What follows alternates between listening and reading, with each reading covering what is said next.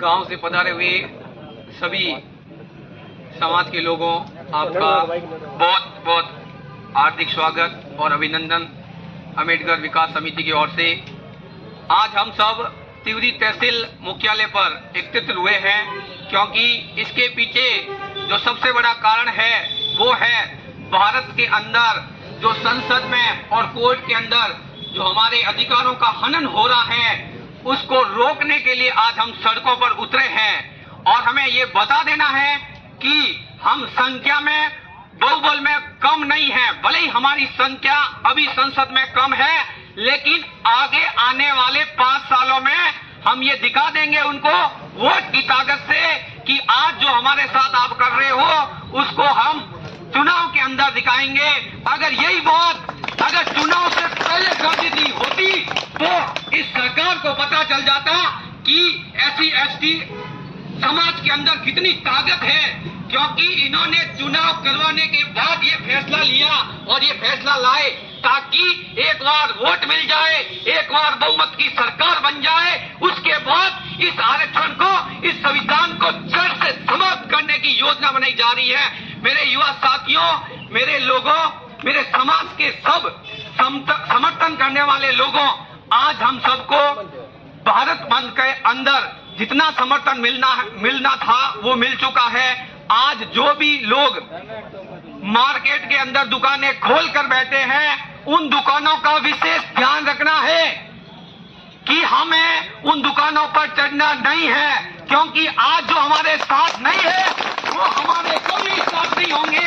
ये लिख के ले लो, ये सीधी सी बात है। जो बंद करके हमारा सहयोग कर रहे हैं उनका बहुत बहुत धन्यवाद।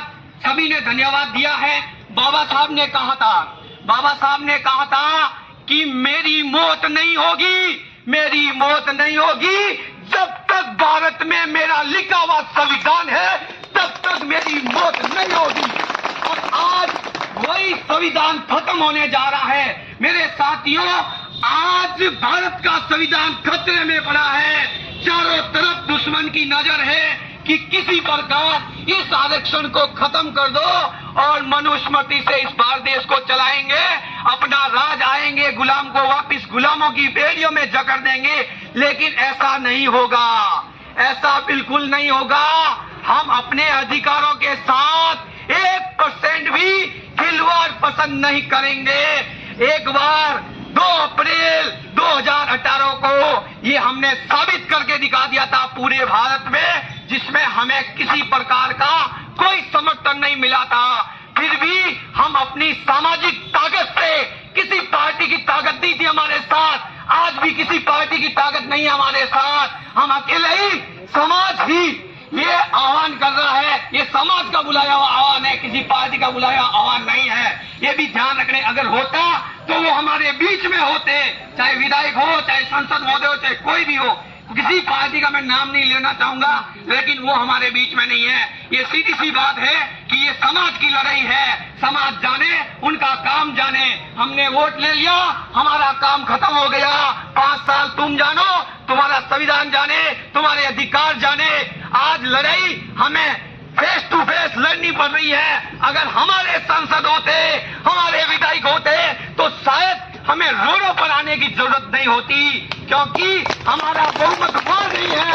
हमारा बहुमत अभी तक रोडों पर ही है। हमारा बहुमत जब तक संविधान में नहीं होगा तब तक कितने भी आंदोलन करो वहां सुनवाई नहीं होती है।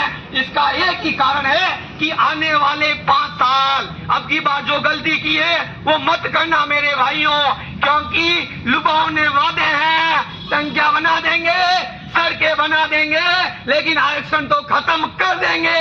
लेकिन आरक्षण तो खत्म कर देंगे तो टंकियों का क्या करेंगे, रोडों का क्या करेंगे? क्योंकि अपने घर में पड़ा हुआ तो बेरोजगार बैठा रहेगा, नौकरी नहीं मिलेगी, उसको रोजगार नहीं मिलेगा, तो रोडों का क्या करेंगे भाई लोगों? हम रोडों का करेंगे क्या? ठीक है ना। अपने पास अधिकार जो है वो बाबा साहब ने दिया है, किसी बाप की बातूती नहीं है। और ये संविधान जो है वो बाबा साहब ने लिखा था, उनकी 30 साल की मेहनत बेकार नहीं जाने देंगे। बाबा साहब ने कहा था, उस समय तो मेरे साथ कोई खड़ा नहीं था, पढ़े लिखे भी विरोध कर रहे थे, लेकिन आज तो समाज सोशल मीडिया की वजह से इतना जागरूक हुआ है। दानी दानी घर घर तक बाबा साहब के विचार पहुंच रहे हैं, लोग जागरूक हो रहे हैं। इसका एक ही कारण है सोशल मीडिया। बाकी न्यूज पत्रकार ये सब बिके हुए मीडिया वाले हैं, हमें उनका भरोसा नहीं है। कहते कुछ और है, लिखते कुछ और है, भीड़ होती कहीं और है, दिखाते कहीं और है। बस अपना तो एक ही सहारा है सोशल मीडिया, उसके थ्रू ही हम अपनी बात रख पाते हैं। बाकी बोलने का अधिकार बाबा साहब ने दिया है, किसी के बाप ने नहीं दिया है जो हम रुक जाए, ठीक है ना। आज हम उनको बता देंगे कि हम भारत के सिपाही हैं, यहाँ के देश के मूल निवासी हैं और ये भारत हमारा है और हमारा रहेगा। हमारे अधिकारों के साथ अगर छेड़खानी की तो हम उनको बाहर निकाल कर बता देंगे कि हमारे अधिकारों के साथ छेड़खानी करने के कारण क्या होता है तुम्हारे साथ। बाबा साहब ने कहा था मैं जा रहा हूं, मेरे साथियों मेरा अंतिम समय निर्णय नजदीक आ चुका है। जितनी मेरी उम्र थी मैंने जी लिया, देश के लिए जिया, ठीक है ना, समाज के लिए जिया, समाज के लिए अपने चार बेटों की कुर्बानियां दे दी। वही बाबा साहेब थे। अगर वो चाहते तो विदेशों में अच्छी फैसिलिटी के साथ रह सकते थे। कई ऑफर थे उनके पास उस समय, इतना पढ़ा हुआ व्यक्ति उस समय अपने भारत देश में और सबसे बड़ी बात है अपने समाज में नहीं था। आज तो हजारों मिल जाएंगे पढ़े लिखे।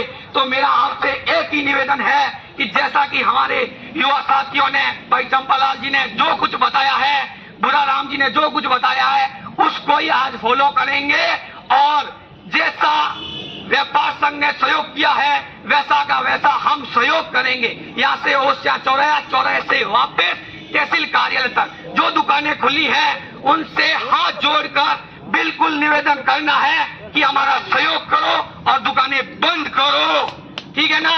एक बार प्रेम पूर्वक जरूर कहना है उनको कि दुकानें बंद करो, ठीक है ना। आप हमारा सहयोग क्यों नहीं कर रहे हो जब पूरा व्यापार संघ कर रहा है? तो इक्के दुक्के जो दुकानें खोल के बैठे हैं वो भी बंद करो, हमारा सहयोग करो ताकि हम आपकी दुकान पर आए और वैसे ही भाईचारा हमारा बना रहे। जय हिंद, जय भारत।